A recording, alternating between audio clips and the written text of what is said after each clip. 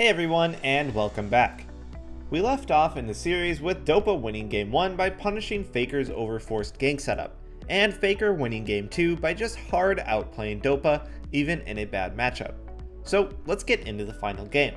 And in this final game, we have Faker on Syndra, and Dopa once again falling back to his trustworthy Twisted Fate. In the last two games, both Faker and Dopa ran teleport. This game will be a bit different. Dopa has a Lee Sin as his jungler. This combo is deadly with the threat of flash gold card into a guaranteed Lee Q. Faker needs to run cleanse to avoid that combo. This will change the goals each player has for this laning phase. Dopa will want to look for a recall timing which lets him teleport back to lane to punish Faker. He could set up a freeze or keep Faker in lane with low mana and eventually force him to recall to make him miss a ton of experience.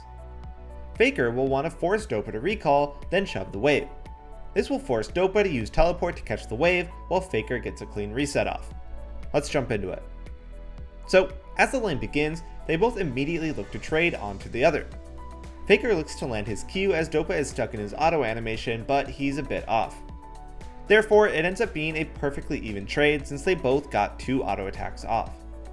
Faker then moves forward for another Q, so Dopa will respond with a gold card of his own. Faker once again moves forward to pressure since Dopa is about to last hit this melee minion. Dopa moves back far enough to force Faker to back off. If Faker kept trying to move forward and pressure, the minion would eventually die and the 3 creeps that were hitting it would all transfer their aggro to him. But Faker just hits him with a random Q anyways. This prompts Dopa to walk forward while Faker's Q is on cooldown, but he took a bit too long, so it comes up as Dopa is throwing his blue card. Dopa corrects this mistake by instantly popping a corrupting potion when he sees the Q. Since he's running Time Warp Tonic, this gives him just enough movement speed to dodge it. Dopa then begins to cycle his cards. As he's walking forward, while the card is on blue, Faker tries to read that Dopa will stand still to auto attack to get mana back. That wasn't Dopa's intention whatsoever, so he misses. Now that Faker's Q is on cooldown again, Dopa moves forward to zone him for a bit before locking in red and throwing it onto a caster creep to extend the range of the damage, which takes Faker and thins the wave at the same time. Afterwards, he falls back since Faker is about to hit level 2. This lets Faker clear the wave uncontested, which gives him a timing window to go place vision. He manages to find Lee Sin doing Raptors, and based on the game time, we can easily assume that he's done the red, Krugs, Raptors route. This means that Lee will path to his blue side after Raptors, since he wouldn't be able to vertically jungle without being spotted by the ward that Faker just placed. Finding the jungler like this is insane value for his team. Faker's top laner can now play aggressively, and his bot lane knows what to expect within a minute or so. In low elo, where your teammates don't know how to use this information, it would still benefit you. All you'd have to do is play to the left side of the lane to keep yourself safe, since we know that Lee will be on the right side of the map now. Faker gets back to lane and continues to play aggressively and fish for harass whenever Dopa stands still to last hit. He makes a really smart play here to run at Dopa with his W. Although he doesn't reach him for the damage, the threat of the W made Dopa run away, which forces him to miss the caster creep. Dopa uses this window of Faker's W being down to try and thin the wave a bit, so that he doesn't completely lose lane control. His mistake was using Q. Now he'll have no way to last hit this cannon without standing still and auto-attacking. He tries to be sneaky by snap picking a card to catch Faker off guard to potentially avoid this punish. But Dopa forgot that Faker is unfortunately Faker, who can instantly react to stuff like this and gets punished hard. Dopa doesn't take this damage for free though. Once again, he moves forward to establish some lane control while Faker's abilities are on cooldown. Faker counters this by auto-attacking this melee creep. Once it dies, the minions would aggro to Dopa, so he has to back off. Dopa then moves forward with his E stacked and cycling towards a gold card. This was a bait, he was just trying to make Faker waste his abilities. Soon after, Dopa sees both junglers fighting and moves immediately to help. He's put himself in a bit of an awkward position though. He can't really walk back mid through this corridor since it'd be very easy for Faker to land his spells here, and he's down a level.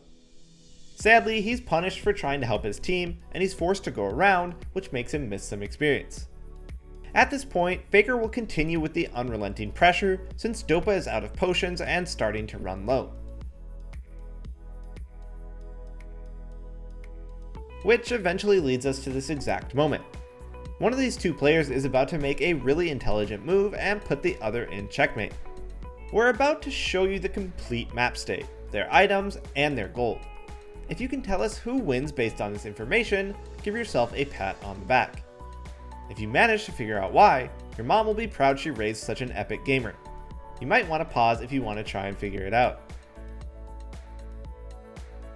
If you intelligently determine that Dopa wins, you'd be correct.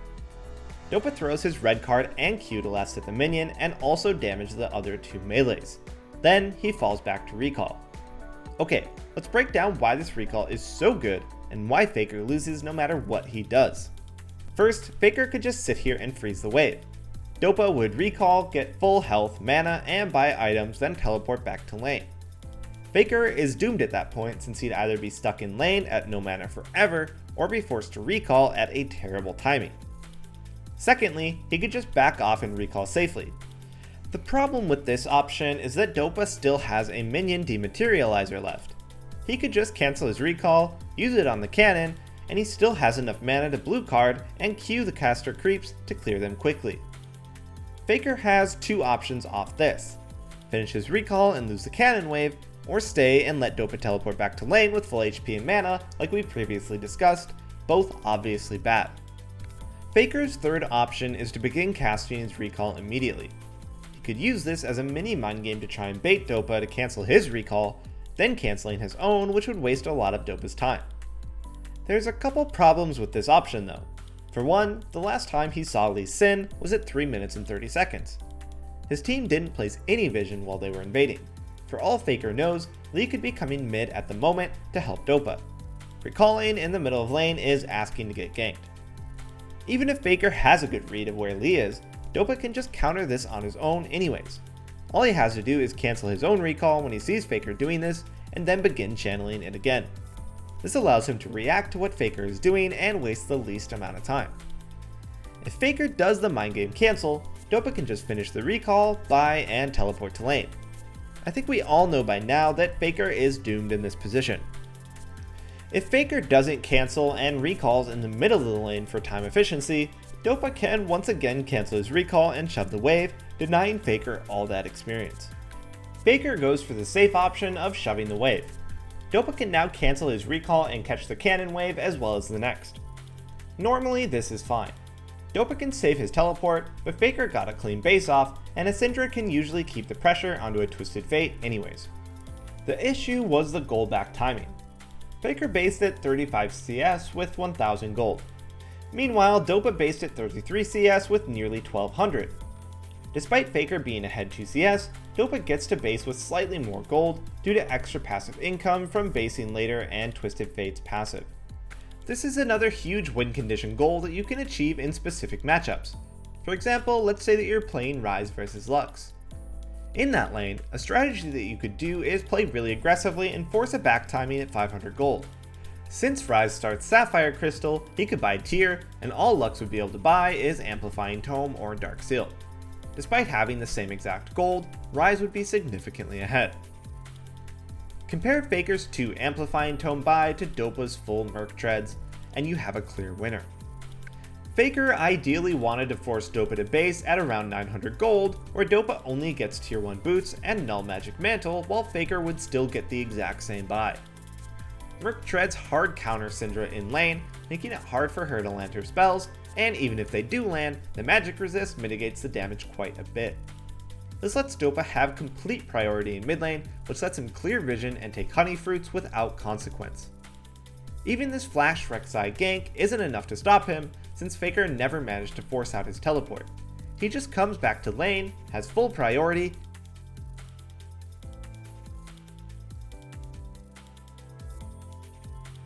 and gets a free ultimate timing to roam. The ultimate wasn't the best though, since he miscalculated Xayah's recall before he got there. Regardless, we're giving this lane over to Dopa. His Merc Treads base timing allowed him to win lane on his own, and the fact that he got such an uncontested roam timing speaks to how well he played. We're in no way saying that Dopa is better than Faker. Faker was playing multiple champions practicing for Worlds, whereas it's no secret that Dopa spams Twisted Fate and Orianna almost exclusively. He just happened to win a mini best of 3 in solo queue and take a bit of Faker's LP. We hope you enjoyed, and thanks for watching.